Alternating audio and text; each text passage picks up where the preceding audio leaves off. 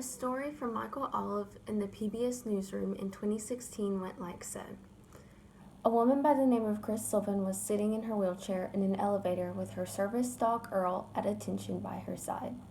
The doors open and a woman carrying a teacup poodle enters the elevator. After the door closed, the poodle sees Earl, jumps out of the bag, and attacks him, leaving Earl on the floor with a bloody nose. The owner of the poodle first claimed that the dog was a service dog, then her emotional support dog, then admitted it was her pet and she just wanted to bring him into the building. This is one of the many incidents which occur nowadays with the increasing popularity and accessibility of emotional support and service dogs. So today we will cover what's happening with fraudulent service dogs, why it's a problem, the present solutions, and how these can be improved or changed. Unfortunately, due to this growing acceptance of more types of service animals, there has also been a growing amount of fraudulence and people taking advantage of these policies in order to cut down on their airfare or housing costs, or they just want to bring their animals along with them into businesses, shops, and restaurants. It is stated in the Assistance Animals, Rights of Access, and the Problems of Fraud by the AVA Public Policy and Welfare Division that there are a number of websites that feed this issue by allowing pet owners to either buy service dog vests and products outright, or they'll send them a vest after just answering a few simple questions and a $20 fee. However, this creates many issues because although it may now look like a service dog, it still lacks the behavioral and obedience training that makes service animals so effective and useful for those who need them. To many dog owners, this may seem harmless. After all, most just wish to bring their four-legged friends as companions. The Canine Companions for Independence lays out the problems it can cause. Due to negative experiences of fraudulent service dogs entering their establishments, businesses may move to not allow animals into their businesses at all, which is unfair and bars people who truly require the use of these service animals from accessing these places. In other scenarios, handlers of real service dogs may be hesitant to go some places because of fear that their dogs will have bad encounters with fraudulent service dogs, such as Earl's encounter with the poodle. You may be saying to yourself, now wait a minute, there must be an easier way for business owners to identify which service animals are legitimate or not. As explained by Hal Herzog from Psychology Today in 2014, owners of service dogs can only be asked two questions.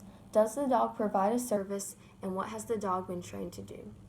There is no universal certification and documentation that is required because there are so many different ways to go about training service dogs, from professional multi-thousand-dollar training schools to handlers personally training their dogs so their skills meet their needs. And you aren't allowed to ask what types of disability the service dog is there to help with, says Anything Possible from 2018. Although these rules may benefit those who truly require the assistance of service animals and protects their privacy, it does leave loopholes in the system. According to the Michigan State University College of Law in 2018, over half of the states do not have any laws against the use of fraudulent service dogs, South Carolina being one of them.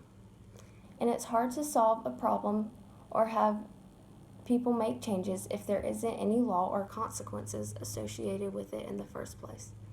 Laws and practices must be made to be beneficial and not denying people with disabilities the access to service dogs, and at the same time make it as hard as possible for those who are trying to get around the systems to make their pets service animals. Many states are hesitant to make laws because they don't want to make it too hard for those who truly need the assistance of service dogs to obtain one. However, some changes will have to be made in order to fill the gaps that fraudulent service dogs so easily get past. Regardless of what service it assists the handler with, requiring two things of dogs and owners could seal many of these loopholes.